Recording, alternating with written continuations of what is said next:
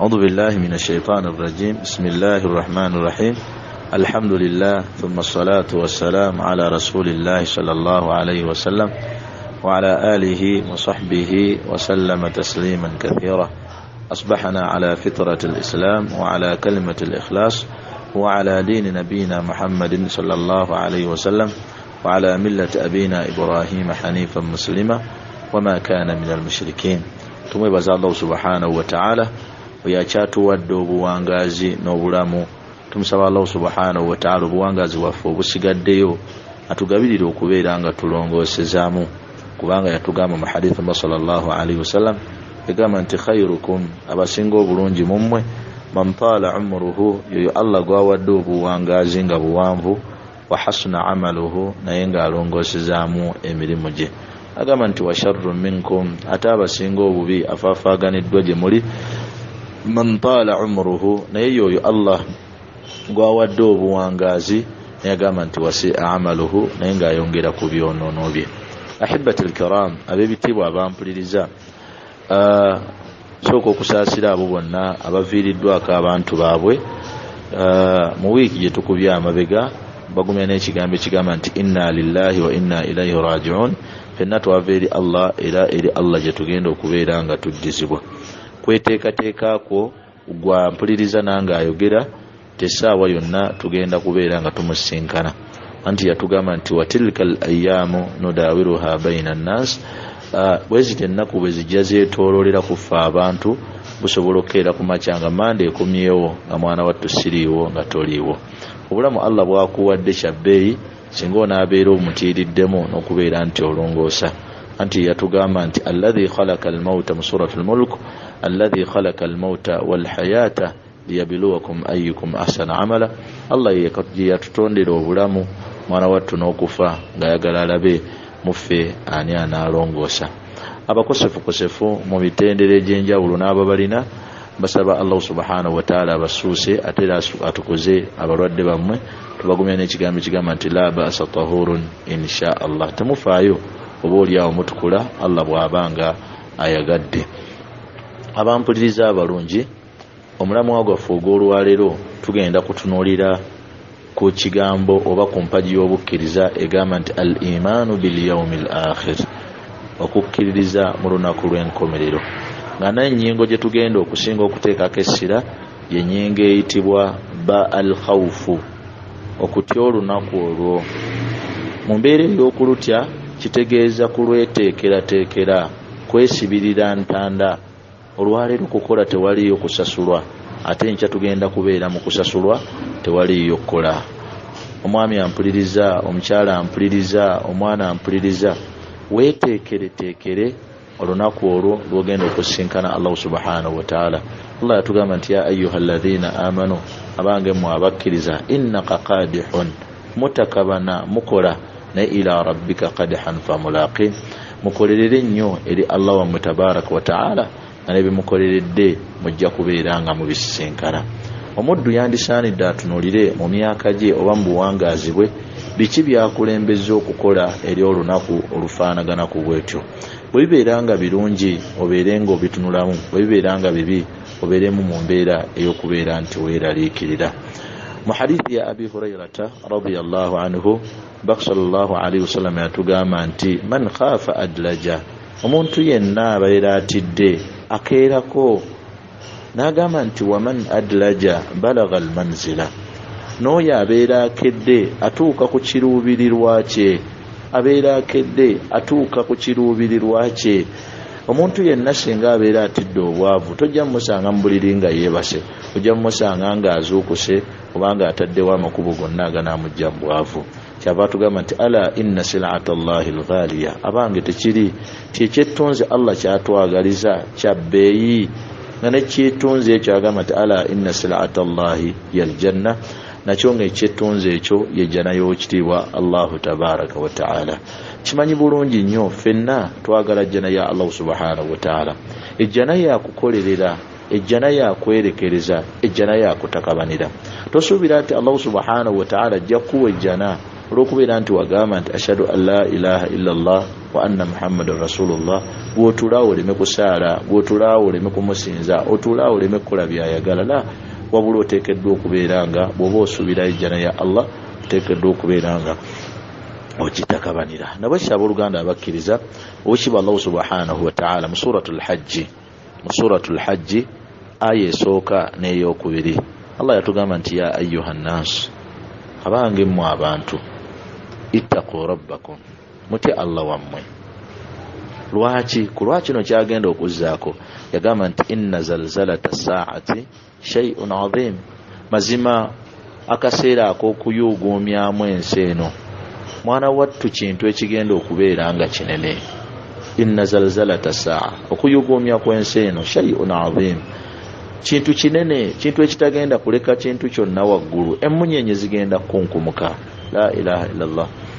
Lwe lunaku Allah lwayogerako mu suratu Abasa aya ya 34 mpaka ku 36 37, Allah agamba nti yawma yafirru almar'u min akhihi, yawma, olunaku omwana lwagenda okudduka maama we, wa ummihi wa abihi, omwana agenda kudduka maama we, oba yawma yafirru almar'u min akhihi, omuntu agenda kudduka mukwano gwe, mukyala we, wa ummihi wa abihi, agenda kudduka maama we, agenda kudduka abaana be. Yagamba nti wa sahibatihi wa bani, ogenda kudduka mukwano gwo, ogenda kudduka abaana bo. Allah yagamba nti likulli mri'in minhum yawma idhin sha'anu yughnihi, buli muntu agenda kunoonya ki ekimugasa. Aya 34, ogenda kudduka mukwano gwo, ogenda kudduka maama wo, ogenda kudduka taata wo, ogenda kudduka mukyala wo, ogenda kudduka abaana bo. Buli muntu agenda kubeera nga ku lunaku olwo anoonya kiki kimugasa. Muganda wange, ekikugasa ekyo omubaka yatugamba nti tazawwadu min dunyakum li akhiratikum, weesibirire entanda ku nsi kw'owangaalira. Yenna anaatya atidde olunaku olwo oba lutya, weesibirire entanda mu kaseera kano bulamu Allah bwakuwadde eri enkomerero gy'ogenda okuddizibwa. Yagamba nti fa inna khayra zaadi attaqwa, entanda esinga okubeera ennungi yeey'okutya Allah subhanahu wa ta'ala. Allah agenda mu maaso mu suratul hajji aya eyokubiri, yagamba nti lunaku olwo yawma tarawnaha, bannange mujja kulaba, tadhalu kullu murdi'atin amma arda'at, buli kiina kyonna ekikiyonsa bwe kigenda okukirekawo. La ilaha illallah. Bw'alibeera mukyala agenda kulekawo omwana we, bwe kiribeera kisolo kigenda kulekawo omwana gwakyo. Lunaku Allah lwagamba nti yawman wildana shiba, omwana omuto lwagenda okumera envi. Watadau kullu dhati hamlin hamlaha, n'ekirina olubuto kigenda kuluzaala. Bwe kiribeera kisolo nga kiriggwako kigenda kuzaala nga gestation period yakyo wallahi tennatuuka. Yagamba nti watara nnasa suqara, mugenda kulaba abantu nga balinga abatamidde, nga batamiivu. Wama hum bisuqara, ddala tebagenda kubeera batamiivu, walakin adhab Allahi shadid, wallahi bigenda kubeera bibonerezo bya Allah nga byebisusi. Mwannyinaze ampuliriza, muganda wange ampuliriza, lunaku lwa muntu kubeera nti yeefaako yekka. Olwaliro buli muntu afa ku munne. Abaali banyumizibwako bajjajjaabwe oba bakitaabwe, embeera eyaliwo ng'emmundu evuga wano mu Uganda, kwali kudduka. Bajjukiranga bujjukiza abaana baabwe nga bamaze kutuuka gye balaga. Mustafa nga titumulaba, Muhammad nga titumulaba, gundi nga titumulaba. Lwaki? Lwa bukaawu bwa mmundu. Bwe kibeera ng'emmundu obumundu etuddusa, ate olwo akaseera Allah kaalazaako wagenda okuyuguumya ensi eno. Abi Hurairah radhiyallahu anha mu hadithi endala atutegeeza n'atugamba nti qaraa Rasulullahi sallallahu alayhi wa sallam, baka wa Allah tabaraka wa ta'ala yanyumya akaseera yasoma etteeka lya Allah erikusangibwa mu suratu Zilzala. Yagamba nti yawma idhin tuhaddithu akhbaraha, yawma idhin, mu kaseera ako ensi egenda kuwa amawulire gaayo. Kubanga ku ntandikwa y'essuula Allah yagamba nti idha zulzilatil ardu zilzalaha, mu kaseera Allah kagenda okuyuguumyamu ensi yeeno oluyuguumya. Wa akhrajatil ardu athqalaha, ensi efulumye ebigiri munda. waqala al insanu ma laha omuntu agenda kwebuuza abange kiki ekibadde yawmaidin tuhaddithu akhbaraha ensi egenda kuwa amawulire gaayo. Sallallahu alayhi wasallam bwe yatuukaawo yabuuza abasahaba n'abagamba nti atadri ma akhbaru dunya mumanyi amawulire g'ensi geegaliwa? kyava mugamba nti Allahu wa rasuluhu a'lam, Allah n'omubaka we be bamanyi. Bagamba nti ensi egenda kuwa obujulizi ku ala kulli abdi wa ama, omwami n'omukyala bima faala am bima amila ala dhahriha, byetwakolera ku mugongo gwayo. La ilaha illallah. Sallallahu alayhi wasallam bwe kibeeranga bwe kityo bwe kifaanagana, mwannyinaze oteekeddwa okutya. Nteekeddwa okutya bimeka byenkoledde ku nsi kuno. Akaseera ako nga katuuse ng'enkyeyogera yagamba nti antashhada ala kulli abdi wa ama bima faala ala dhahriha. Ekyewuunyiso mbaka yagamba nti egenda gamba taqulu, egenda gamba nti amilta kadha wa kadha, Allah wange omuddu oyo yakola ekikola fulani ne fulani fi yawmi kadha wa kadha, n'olunaku egenda kulisaitinga erwogere. Buli muddu yenna abeere mu kweraliikira olunaku olukya. Lugamba nti ana yawmun jadidun, nze ndi lunaku lupya, nettanira onkoleremu ebyo ebinaakugasa. Sigenda kudda wabula ngenda kudda olunaku lwengenda okusinkaniramu, olunaku lw'enkomerero nga nkuwaako obujulizi. Abange ennaku ezikulembedde mu buwangaazi mu myaka gyo gy'olina ozikoleddemu ki? Oteekeddwa okubeera mu kweraliikirira. Ab'ebitiibwa, hadithi ya Abi Ubaida al-Aslami ate yo neemala eggobye mu kibya. Baka yagamba nti lan tazuula qadama abdi yawma al-qiyama, abange buli omu atye tetugenda kujja bigere byaffe mu bbaliro ku lunaku lw'enkomerero. Yagamba nti hatta yus'al an arba, kutuusa nga tubuuzibwa ku bintu bina.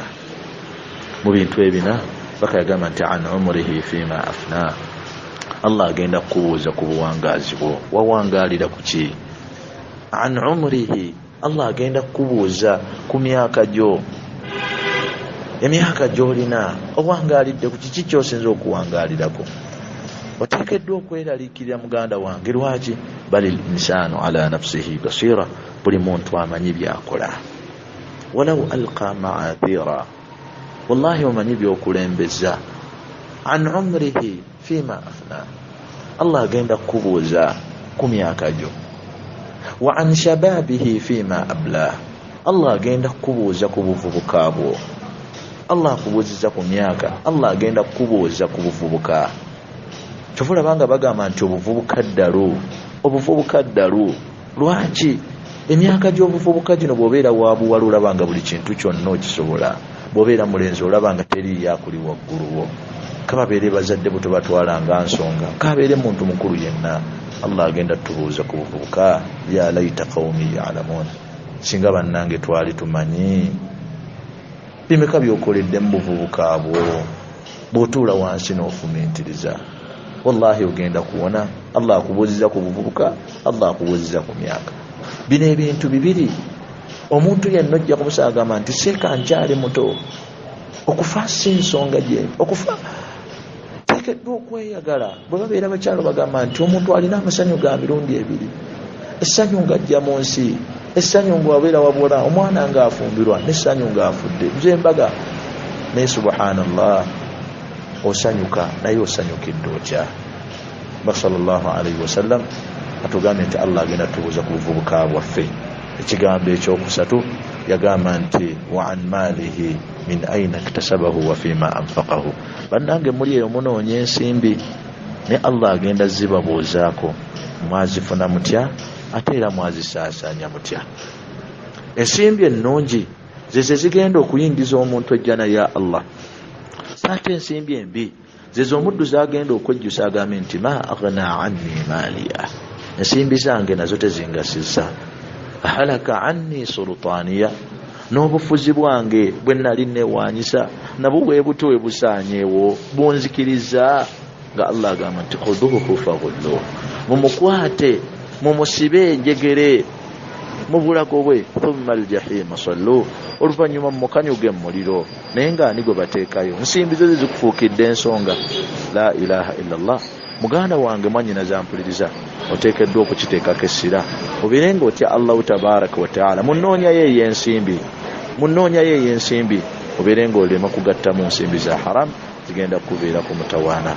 Yagamba ekisembayo mu sallallahu alaihi wasallam wa an jismihi wa an ilmihi, Allah agenda kukubuuza kukumanyakwo, Allah agenda kukubuuza kukumanyakwo, okumanya okwo Allah agenda kukubuuza maadha amila bihi, wakukozesa otya.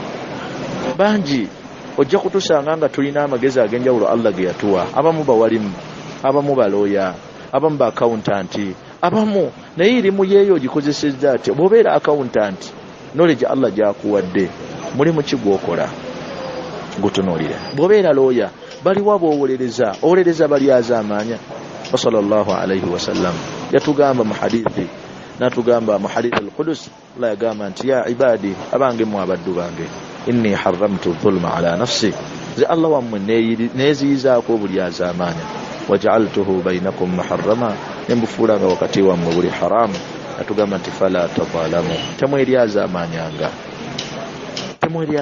naye nosanga omuddu nga gw'oyimiridde mwannyinaza mpuliriza, muganda wange ampuliriza, nga gw'omulimu ogugu gwakuwolereza bali azaamaanya, fa inna lillahi wa inna ilaihi rajiun. Allah agenda kukubuuza ku mbeere. Baganda baffe abalojja basanga basoma obwa accountant, naye ng'obwa accountant ali mu Nairobi Breweries abala bitabo, ensimbi ze gyazizza.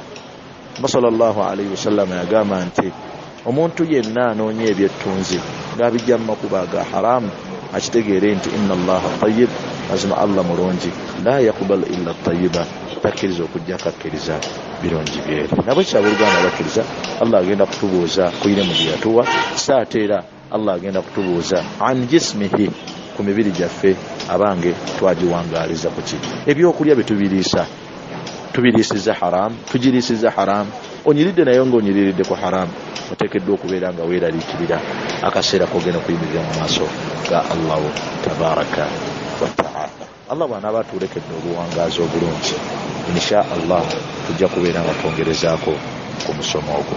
Wa sallallahu ala nabiyyina Muhammad wa alihi wa sahbihi wa sallam. Subhanaka Allahumma bihamdika, ashhadu an la ilaha illa anta, astaghfiruka wa atubu ilayk. Assalamu alaykum wa rahmatullahi wa barakatuh.